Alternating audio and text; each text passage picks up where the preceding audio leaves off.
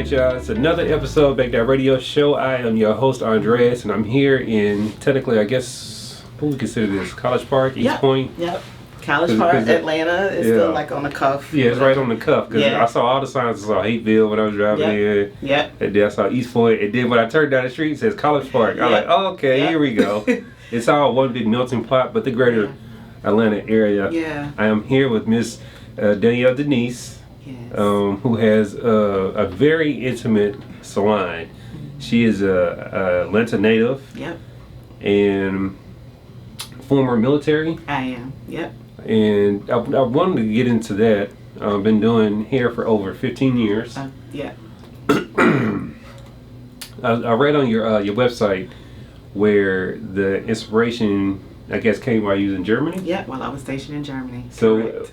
Tell us about that. Did you were you just doing hair on the side, or No. how did that come about? No, I never was doing hair on the side. Mm-hmm. I was literally just doing my job in the Army there. Actually, I was a photographer and videographer in the Army. Okay. Which is called comeback camera. Yeah. So I was out there doing that. Mm-hmm. But just every time I would go visit, like on the economy, that's what the main ground is versus if you're on post, but I was on the economy, and I would just see the cuts, the bobs, the color and things, and I was just like, I never thought I would get out of the Army when I did, but I was like, when I get out of the Army, I'm gonna go to cosmetology school. So I was just inspired. It's like they were always ahead of the game there, you know, with their fashion, with all the things. So I was just very inspired by the European look and style. Yeah, I could definitely see that though, because they're always been on like the forefront of like, 'cause, you know, you got Fashion Week in Paris. Yep. Yeah. And Europe is just known for stuff like that. Yep. And then you have all these different. It's a continent where you have all these different land masses that are connected. Absolutely. So people migrate and they move around. Yep. So culture. is a living, breathing thing. Yeah. Yeah. So I could definitely see where, you know what I'm saying, they're fast and on the cusp and ahead of the curve with a lot of stuff. Yep. So I guess when you got back to Georgia, that's when you decided. How was that process of like going to cosmetology school? Well, so I get it. I understand. I mean, so after Germany, I did have one more duty station. So I went to California for 2.5 years. And the part of California that I was in was not the California I had seen in movies. I was in the desert. It was like the Wild Wild West. Tumbleweed, all the things. So I was more in the desert part of California. So I think that was part of my determining factor. Like, girl, it's time to get up and get out of here. So I ended up getting out. Never thought I'd move back home. But moved back home and ended up being a photographer on Fort McPherson before they closed down. And while I was there, I said, I guess it's time for me to go ahead and go to school and do this thing. And so that's what I did. So while working there full time, I went to cosmetology school. And while I was in there, I didn't realize my cousin was in cosmetology school, like my close cousin. But she was in cosmetology. She was just a class ahead of me. And so that was really cool. Because she heard my voice one day in school. She's like, is that Danny? That's my nickname, Danny. And so just connected with her. And so while I was still at Fort McPherson, I had graduated from school, had gone ahead and got my license. And it was just like word around that Fort McPherson was about to close. And now I've never been an entrepreneur. And so it was like, I guess this the time to go ahead and jump off the cliff. So in 2010, 2009, 10 is when I jumped off the cliff and haven't gone back. So I love it. I love the fact that you had the courage to do that. So, because, you know, I've talked to a lot of entrepreneurs and a lot of people who want to be like full-time entrepreneurs. And the ones that want to be full-time entrepreneurs, it seems like there's always this hesitation. Did you experience any type of hesitation? Absolutely. I mean, I had been in the Army for 9.5 years. So you're used to consistency, I'm used structure. To consistency. Yeah, that was part of my life growing up too. So exactly. Steady paycheck. Yes, so. 1st to 15th. Yep, gonna be in my account. And so, that was the scary part because I did not have any clientele besides family. Yeah. So and then they kind of jumped on. So I jumped in the deep end. Yeah, I jumped in the deep end. But I can honestly say it's my faith in God that kept me. It's my faith in God that was like pushing me to let me know I was going in the right direction, even though I was scared and nervous. But he always connected me with like the right people. Like even in, and I hope I'm not going ahead. No, go ahead. Go ahead. Just tell your story. So even in hair school, like I told you, my cousin was in school, but she had this young lady in her class as well, and me and her actually connected. And so when I would just go and pop up her at her salon, which was in East Point. Fort McPherson, down the street, Atlanta, not too far. So I would just, on my lunch breaks, just go, and she was like, girl, you need to come in here, you need to do hair. You when you da-da-da, and I'm like, I can't do it. But she was the first person that opened the door, regardless. And I told her, I was like, girl, I only do my own hair. I know I have my license, but I'm nervous, I'm scared. She was like, girl, go ahead, you can do it. And so she was the one that opened her doors, welcomed me. Told me my chair was right there, told me all the things, and so it was an easy transition when I left Fort McPherson, and I just stayed there. So I was literally with her for most of my career. Almost 7, 8 years I was with her, but I learned so much from her because I always had the heart of wanting to know, wanting to learn. I never came in the field with, oh, I know this and I know whatever, but I knew that was like a thriving, my faith and the passion to want to know, the passion to want to understand that it's not just one way, but to learn from other people. And so that's what has been literally carrying me through to this day now. That's what's up. I love the fact that you talk about that, because I think I tell people all the time, when people can see your passion for something, it just sets you apart from everyone that's out there. Right. And people can see that. They can like see the aura of it, all of it, and they are drawn to that like a light, you know what I'm saying, draws in moths and stuff like that. Right, absolutely. So as you're learning the industry and you're navigating it, and you start to experience other people in the industry, how does that start to shape your viewpoint of the industry? Because I've heard horror stories, I've seen and heard the good, bad, and ugly when it comes to this particular type of industry. Absolutely, it is a good, bad, and ugly. I thank God for my journey that God surrounded me around people who didn't mind pouring into me, and I always just kept my ears open to hear when something was coming or whatever. And I also watched like some people that I admired on IG that I admired, and I would just go. I never told them I was in hair school or a hairstylist, and I would just go and sit and get my hair done. I would schedule an appointment, and what I would do is just sit and just watch how they did things, and that was for me to show like, I don't like what I thought they were, you know. But to each his own, you know. But for me, I did not want to go under someone who didn't have the whole package. Like you can, and I know a lot of people say, well, you can learn their skill set. Yeah, but for me, it was the whole package. How you treat your clients, how, whether they're new or old, how you welcome them. Because people are spending their hard-earned money with you, regardless. And Atlanta is one of those places like celebrity this and all that. And we can get so caught up and blown up by that. But the people who, what I find, is the ones that have a regular job or that are my loyal ones, you know. And I have some people who are politicians who are in the, but they are so humbled and they are so, I just treat everybody the same. It doesn't matter to me who you are. And so I had to just learn and just separate. Like they say, eat the meat, throw out the bone. And that's what I did. I learned what I could from them, and I would throw the bone out, you know. So, and so, like I said, I'm just grateful for those who just poured into me, that saw something in me and poured into me. And even the ones who didn't realize they were pouring into me, but I still gravitated and grabbed what I needed from them. I love that, because, you know what I'm saying, you allowed your personality and what you believe in, your belief system, to attract those, you know what I'm saying, that they're supposed to be within your circle to help define and shape you. And I don't think, as far as in business, people talk about a lot about. Hey y'all, it's your boy Andreas, Make That Radio Show podcast host and content creator. If you've been loving this interview and you would like to be interviewed on the platform, click on the link below, fill out the form, and I'll get in contact with you. If you are wanting to start a podcast or even learn how to monetize your podcast, which you can in a variety of ways, click on the link below. We'll set up a discovery call. I'll get in contact with you. And remember, happy podcasting. Ethics. You were very ethical in what you were doing. Like you said, you want to treat the customers a certain way. Right. People, you respect pricing because what you just said is people's hard-earned money. Right. And you're not getting caught up in. Some people, they let the entrepreneur title just let them drift afar. Yeah. To where they're no longer relatable. Right. To the regular person. And I'm like, it's the regular person that's going to sustain you. Yeah. It's the regular person that's going to keep you going. It's the regular person that's going to allow you to get to multiple levels of entrepreneurship. Yeah. It's not chasing the one person who has the notoriety.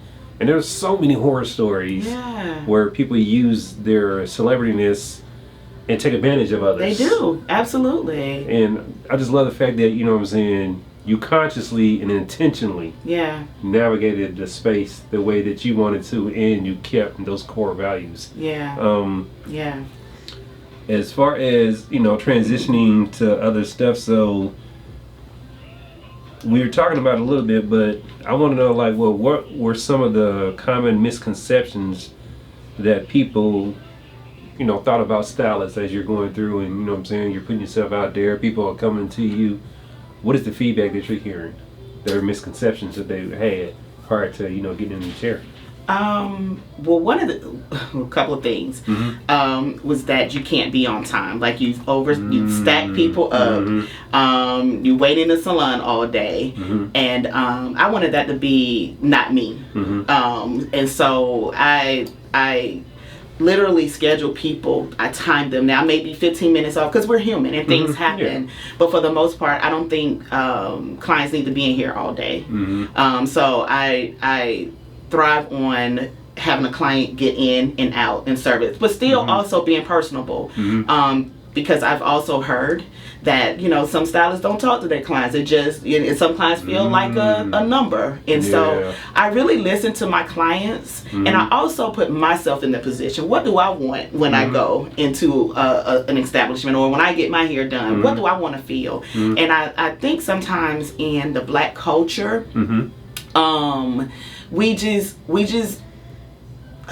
goodness, what is it? We just kind of treat each other. We get so familiar with each other. You know, girl, you know, let me go ahead and eat my food, girl. You know. Yeah, exactly. I'm like, we forget to keep that level of professionalism in that line. Yes. Yeah. It gets real blurred sometimes, and so I just, even clients I've had with me over like 15 years, like throughout my career, I still like, if I gotta eat, girl, do you mind if I go grab something real quick? But at least let me get you under the dryer. Let me get you, so it's not time being wasted, because I know I have the next client. So I think it was just like that stigma of being in the salon all day. Oh, girl, I don't want to come on no Saturday because I'm gonna be in the salon all day. No, not with me. I'm gonna get you in and get you out. I don't want to see you too much longer than like you don't want to see me as long, you know. So another stigma is that we can't be professional. That we go up on our prices. One day is this and one time no. Everything is on StyleSeat, which is the platform I use. I saw you have a lot of 5-star reviews. Like I'm gonna put it in. I've already screenshotted it. I'm gonna put it in for y'all so y'all can see. Out of 100 and plus people, I'm like, your rating is really up there. Yeah, well, I thank God. My faith in God is, I think it's like 97%, if I'm not mistaken, that you 5-star. That is incredible. Yeah. So hats off to you for being able to do that. Yeah, I want to treat people the way I want to be treated.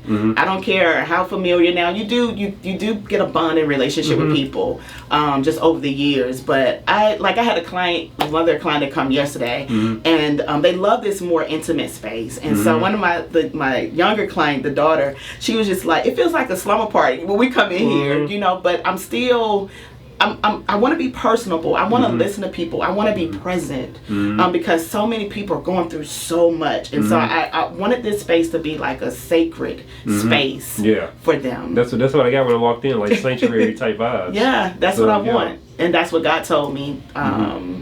This would be. Yeah. So. Yeah, I definitely love that. So, piggybacking off of that, people come in and they tell you, because I know that, you know, being a barber, a stylist, cosmetologist, those type of industries where you're servicing people in that type of intimate manner, people like to offload. What do you do to, like, you know, offload that energy that's being put onto you? Because I'm like, you might have people coming in with a bad day. Yes, they leave happy, but that energy has been transferred. I believe in energy transference. So what do you do to make sure that you don't, you know, hold that in or harbor that in? I had to learn how to not do that. I was more of a pushing through, because my personality is what it is. And oops, sorry. Okay, you fine. I'll just turn this off. And so before, I used to carry people stuff. I used to carry what they would dump off, and 2020 was one of those years I can honestly say it was hard. It was tough. And so many people were coming in and heavy. Then I also was heavy because of things I'm watching on television, and it was heavy. And I had one client, and I was just like, why did she say this? She was like, because I told her, I said, I can't hear anymore. I don't want to hear anymore of what you talking about, pretty much. And she said, what you're going to have to learn to do, because she knew I was a woman of faith. She said, as the person speak, you pray and give it to God. And I was like, what does she mean by that? Like, how am I going to do that? Now I know. I've learned how to do that. So it's like a filter. So as they pour into me, I pour back out to him, and I don't feel the heaviness anymore. And so I'm praying for them. And so as I'm touching them, because I know my calling, and I had to learn my calling. I had to accept the calling, because people are going to talk. They're going to share. This just especially when you allow them to feel safe, and especially our women, they need to feel safe. They carry a lot of hats. They're busy moms. They're busy bosses, and you know, doing a lot of things, wives, or whatever the case may be. And so when they sit in here, I wanted this space. I can't say I want this space to be a safe space, but then I don't allow it to be a safe space for them. I love it. And so I had to just, this is my calling, God. So as they pour, I give back to him. And so I don't leave out heavy, and they okay. Yeah, that's what's up. I love it. So where do you envision your business going over the next few years? Good question. I'm still praying through that thing. It was like before, when I first come in, I do, goals, I got this, I want to do that. Now that I'm getting older now, and I don't know. I really can't tell you, like, I thought I wanted to teach. But it seemed like God just had me going in a different direction, or he's not allowing my mind to think further right now, because I was that person that was trying to be in control, and not to say I don't have goals, but I don't know what's next. So I'm just sitting in this right now, you know, because this is new for me. So I'm just kind of sitting in this, and then whatever to come, I'm open. I love it because you're allowing the path to be laid before you. Because I think some people, like you said, they got goals, and there's nothing wrong with having goals. And it's great to be ambitious. But if you go down a road that you're not supposed to go down, you've wasted a lot of time. So why not get it right the first time? It's like what they say, measure twice and cut once. So, you know, things like that. I love it. So what are 3 monumental things that you have learned since being in business? And that was from 2014? So what are 3 things that stick out over your career, if you can pull up 3 things? 3 things that monumental. Set boundaries. I had to do that. I had to set boundaries. You can't with clients and with time when they have business hours, because sometimes it's hard to do that as an entrepreneur. But set the boundaries. Have your business hours and set them. Also, not only boundaries in the business, but business hours, but boundaries within my salon hours. Yes. So when I am working, and I'm learning that even the more as I get older, because my hands aren't the same. Also, so that I could be a better wife when I go home, you know, and setting those boundaries as well.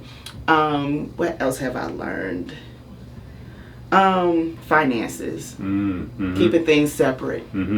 Having that business account, having somebody to help you, an accountant to help you. I thought it was going to be scary getting a home in 2021. As I'm an entrepreneur, you hear the stories. Entrepreneur, it's going to be rough. But I had an accountant, and I just told her what I needed, and she sent it back. So I'm glad I had things in order, and I was able to get, me and my husband were able to get what we needed to get. And so keep those things in order. So I don't know if that was 3. No, that was 3. That was 3. You said to set the boundaries. Your hour boundaries and your boundaries in the salon space. The finances. And you said 3 though. Okay. You said 3. I know. I heard 3. I heard 3. I was in the counting. 1, 2, 3. Okay. Yeah, you said 3. Okay. So I love the fact that you talked about that. Do you now feel like, since you have all this experience and knowledge, that you can like mentor upcoming stylists now, or what's your view take on that? I feel like I can mentor who got sent to me.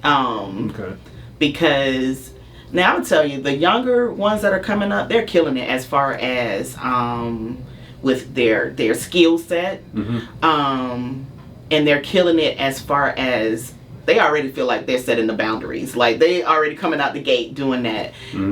Where I feel like I can help mentor is just giving them back or showing them the customer service side of it. I was going to say that. Just that people are people, and to put yourself in their shoes as well. And I'm not saying that doesn't mean downgrading what you charge, but I do feel like what you charge is not just about your skill set.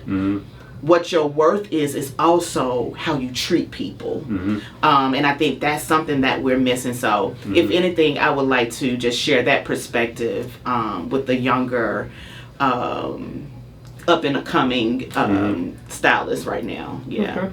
So you've been doing this as an entrepreneur 15 years plus.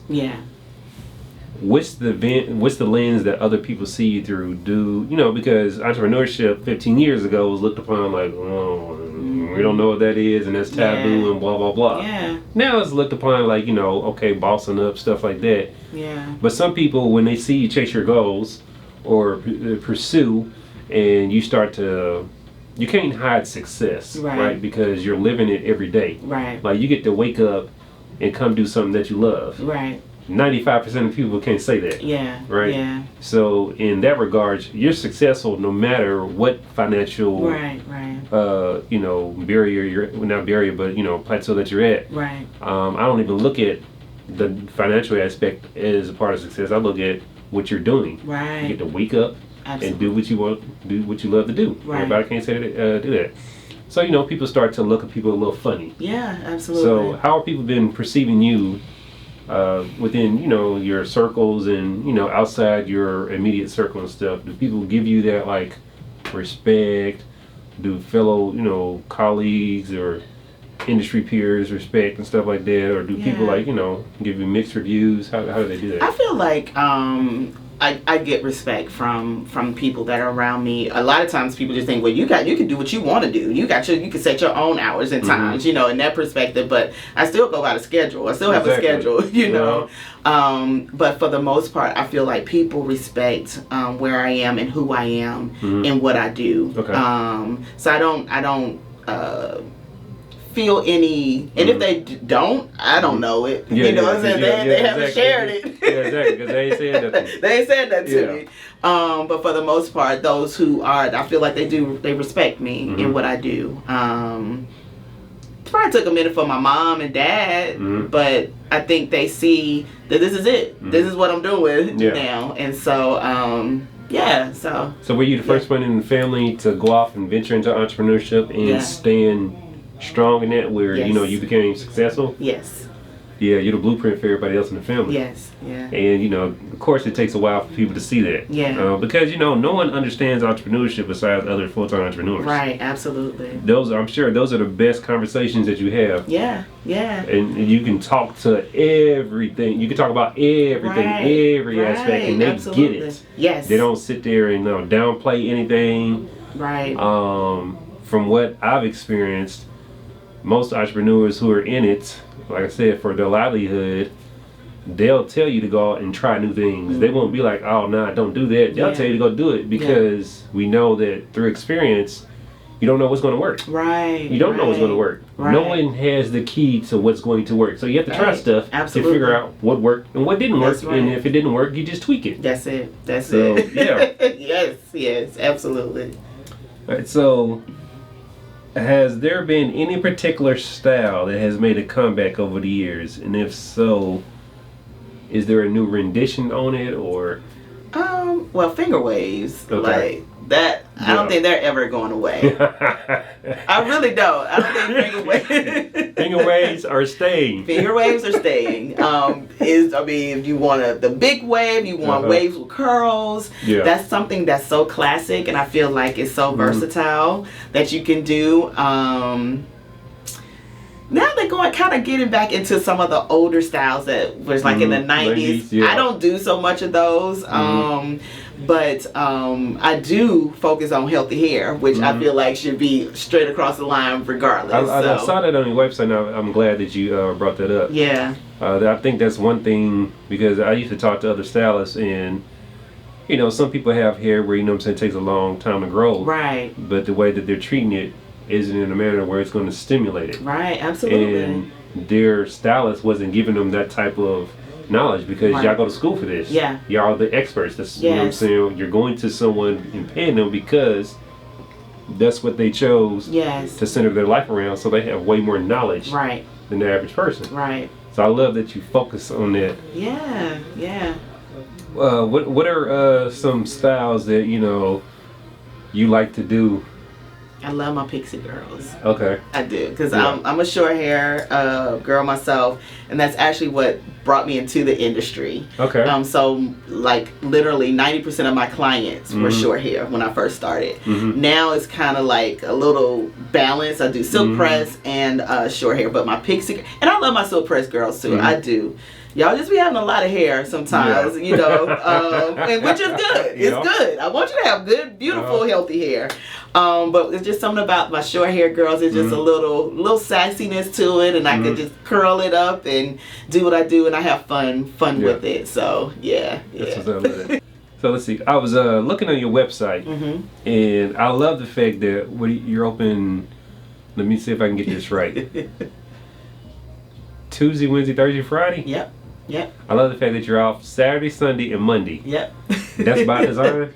Well, last year, September, actually it's been a year, God just told me, he said Saturdays, no more Saturdays. Okay. And so, and I had been kind of thinking about it because I was missing certain things or couldn't do certain things. A lot of stuff happens on the weekend because most people have traditional 9 to 5s or some semblance of that. Absolutely. And I was like, no, I don't want to go to the event tired, because I went in early and now I'm tired and not fully present. And so, so last year, September, I stopped working on Saturdays. Some clients was like, oh my gosh, you know, but they adjusted. And so now what I do, since being in here, I may do a pop-up Saturday. And so, but you have to be on, get your email, because I don't know when. And it could be Thursday, and I'm like, oh, I'm doing a pop-up Saturday on Saturday. And once those fill up, it's gone. It's done. And so, but yeah. I love that. Did that affect like the income level? Or are you still able to? And that's why I was like, okay. Because it was mostly like a couple of short hair people on Saturday, and it just didn't balance out. And so now they come during the week, you know, either that Thursday or that Friday. And I get it, you know, the short hair want to be fly the weekend. And so, but yeah, it just worked out.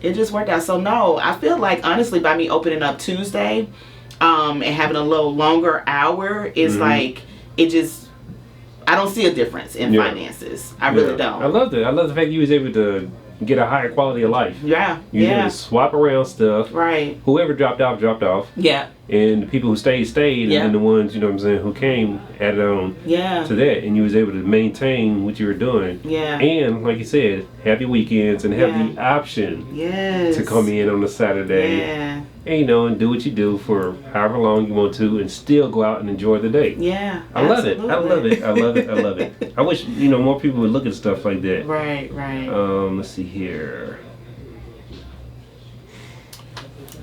How is it participating in the industry as far as like, do you at this point, do you still go to like hair shows and, you know, like what is it, I know you're saying like the Warner Brothers. Yeah, the Warner Brothers. Warner Brothers. Yeah, sorry. yeah. No, you're fine. I was thinking of the studio. Yeah. Warner Brothers. I think that happens. What is it? It used to be twice a year. Yeah. I think they're not doing it so much twice a year now because the attendance rate is not the same like how it used to be since COVID. But they do have premiere. They have the International Beauty show, which is called IBS, which happens in New York. So I had kind of taken since 2020 and COVID. A couple of years I hadn't gone to shows, but I used to go to premiere a lot. I used to go to Warner Brothers. I believe year before last I went to New York to the International Beauty show, and then I've gone to premiere in Orlando. And so I'm now trying to get back into it because we need to stay connected, you know, see what's new. Exactly. What's all coming the things through the pipeline. Absolutely. Things of that nature. I think too we get kind of caught up with Instagram, with the social media, and we think that's enough. But I think community is so important. Just Instagram is cool. All the things, those are cool. YouTube, cool. But just being that one-on-one and interacting with each other is needed. And so the people that you see on Instagram that you follow, even inspired by, you can see them at the show. So it's cool to just go and just make connection with people. Exactly. I'm getting back into it. I love it. Still, you know what I'm saying, staying relevant and all that stuff, and staying within the industry. Absolutely. Because like you said, a lot of people, we can go off and do our own thing and just, you know, but it's good to participate in the industry level, in the industry that you are in. Absolutely. So like, as far as your business with marketing and stuff like that, like, what do you do now to like push it and stuff like that, or are you relying just basically solely off of the testimonials from clients? Have you serviced so many clients to where now your clients are just bringing in new clients for you? So some clients be kind of stingy. They don't want to miss their spot. Like, and I had to learn that. I was like, one of my clients told me, I don't refer you because I don't want my appointment to be gone. I'm like, are you serious? But God still has a way of bringing me new people or bringing old people that I hadn't serviced in a while, bringing them back. So that has been happening since being in this location. But I have email marketing.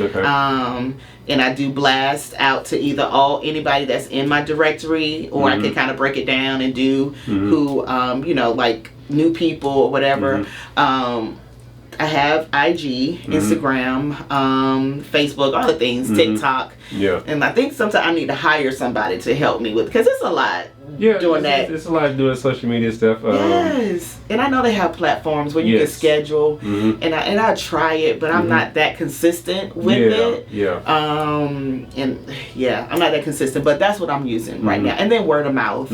Like even in here, I love that in the salon suite that people, they promote you as well. The company promotes you, but then people like, what you do? And then they'll refer someone to you. So yeah, just word of mouth, and then us helping each other. We need each other. We need community. We do. I definitely agree with that. So I got some ideas, and we'll talk about that later then. Okay. What else I was going to ask? So, the kitchen stylist. Okay. Right? I had to ask this, you know, to another industry professional. Like, what do you take on that, just like overall? Because, you know, you're licensed for a reason, because you are certified in the state of Georgia to be able to do XYZ with people's hair, and you have the education and the background behind it, and you're supposed to be paid the rates that you charge and stuff like that because you are a professional. the people who try to shortcut and go to kitchen stylists and stuff, do you think they're like messing up the industry, or do you think that, you know, some people will be, as far as consumerism, they'll just be consumers and want to run the risk. You can't sue somebody because you go to their house or whatever, right, and their license and all that stuff, whatever. Right. There's no recourse on their end. There's recourse on your end. Yeah, yeah. So you have to adhere to a certain professional standard. Yeah. Have to keep that standard. Mm-hmm. And I do. I have some people that have gone to the kitchen stylist, or they've been the kitchen stylist on their own hair. That's just being real. And then they come and they want you to fix it. They want you to be the professional then. However, in that, it's going to cost. But then it's also not only going to cost, you need to be consistent. And I think that's something that is missing. People want to find the cheaper way out and do it themselves, which I get it. I understand, you know, as far as your finances and all the things. However, we have to be mindful who you allow in your hair, like touching your hair. I think sometimes some people just want the style. They're not thinking about what's going to happen after. And I think that's just in life in general. We just want the fast, this. Let me get this real quick. Let me get this. I'll think about it later. Like, let me just get this right now. Not understand it's going to cost. It's going to cost later. That's if you're eating fast food every day. That's if you know, all the things. Yeah. It's going to cost. So cost you something. And I think sometimes, I just, in my opinion, and to help me out, I share what I can share with that person who maybe's gone and getting braced for the 50,000th time and wondering why their hair just keep popping and breaking, and I do what I can, and I may not see them a year. I guess just thank God for them to sit in my chair at that moment, because you know you're not going to see them. Some people you can reach, some people want to change, but just like in anything, you have to change your mindset in order for the change to happen, because you keep doing the same thing over and over again, you're going to keep getting the same thing over and over again. And so I don't think that the kitchen is going to run me out of business as a licensed stylist. But I think they're just gonna come running to me when it's at the end, you know.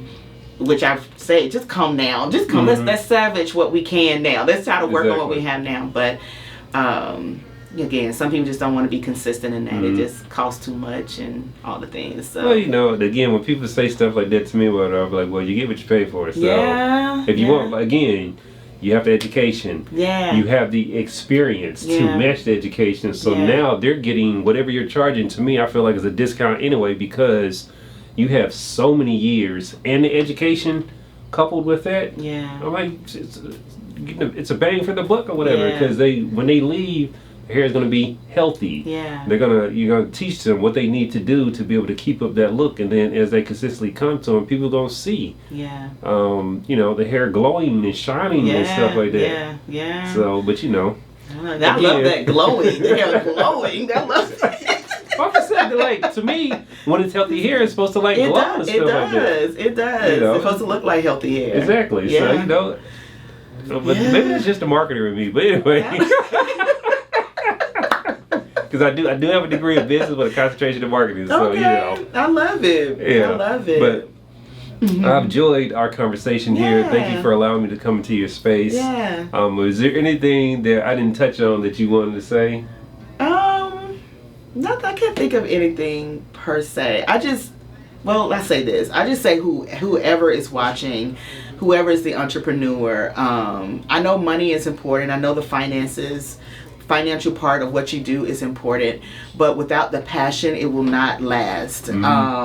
Without the love for people, it will not last. And so I just want to encourage, you know, as we move forth in our businesses, as we move forth in our entrepreneurship, that we consider people, that we love people, and that we honor the people that whoever your belief is. I say who God brought to me, but whomever comes to you, who's attracted to you, honor them and be respectful of them. And I believe they will be respectful of you, as well as have your boundaries. Have your everybody is not for you, so have your boundaries, because we don't have to service everybody. That's a good part about it. We can turn people away, but however, treat people the way that you want to be treated. I know that's kind of cliche, but treat people the way when you go into a business, how you want to be treated. And I believe that will bring forth loyalty in your business, because that's what we want. That's what we want. We want people who can say they've come to us for years, and then that's the best referral as well. So yeah, hey, it sells itself. Yeah, it does. So let everybody know, how can they reach you? They want to inquire, you can do a consultation, book an appointment, follow you, social media, all that good stuff. Okay. So if you want to book with me, if you want to find out how to have your consultation, as he said, you can go to DanielleDenice.com, and it's the DENICE. So Danielle Denice, Denice.com. I was gonna say, what you call it? I was thinking of Jordan Peele, the other guy. Yes. Oh, yes. Denice. Yes. Denice. Yes. You listening? Yeah, so DanielleDenice.com. You can also find me on Instagram at I am Danielle Denice. I am Danielle Denice. I'm about to say .com. But yeah, looking forward to you. And I will also say, even in this, if you're watching me from this interview, just put in the notes section that you watch me from this interview, so I can know who you are, that I can know that you saw this and watched this, and I probably have a special treat for you, just for even booking through that. So hey, see, look, I didn't even ask for any of this. See, y'all getting extras over here. Thank you, ma'am. Thank you. Yes, absolutely. Y'all go and follow the website. Of course, it'll appear on the screen as well. Y'all keep following the platform, Make That Radio Show, Facebook, Instagram, all those other social media accounts I have, and support your businesses, especially all my newer Metro Atlanta audience people. We have someone here for you. You need your hair did? Here we go. Here he is.